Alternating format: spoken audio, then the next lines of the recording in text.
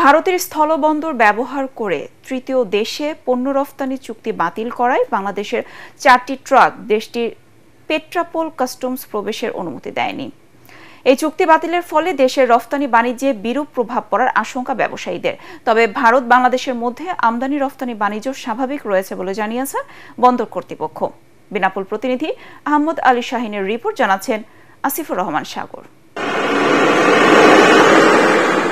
ট্রান্সশিপমেন্টের মাধ্যমে ভারতের ভূখণ্ড ব্যবহার করে বাংলাদেশের পণ্য তৃতীয় কোনো দেশে যাওয়ার জন্য 2020 সালের 29 জুন চুক্তি হয়। দেশের central board of indirect taxes and customs মঙ্গলবার সেই চুক্তি বাতিল করে।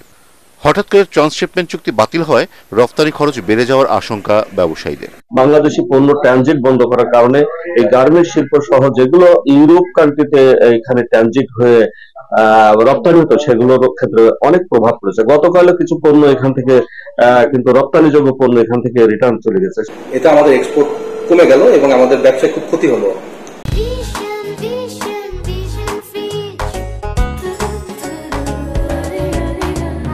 তো আমরা ব্যবসায়িক সংগঠনের কাছে এবং কাস্টমস এবং সরকারের কাছে আবেদন করতেছি দ্রুত দুই দেশ বসে যেন এটা সংস্কার করে, যেন আমরা দ্রুত আবার রপ্তানি করতে পারি। বাংলাদেশি রপ্তানিকারকদের এই সমস্ত পণ্য সিপোর্ট ও এয়ারপোর্টের মাধ্যমে রপ্তানি করতে হবে।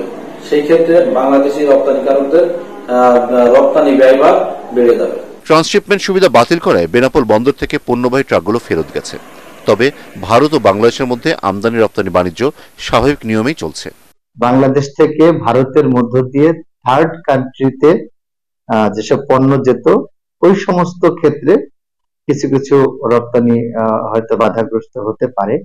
তবে মোটা দাগে ভারতে যে রপ্তানি আমাদের দেশ থেকে হয়ে থাকে প্রতিদিন, সেটি কিন্তু একেবারে স্বাভাবিক আছে এবং সেটি অব্যাহত আছে। গতকালও 81 ট্রাক পণ্য বাংলাদেশ থেকে ভারতে রপ্তানি হয়েছে।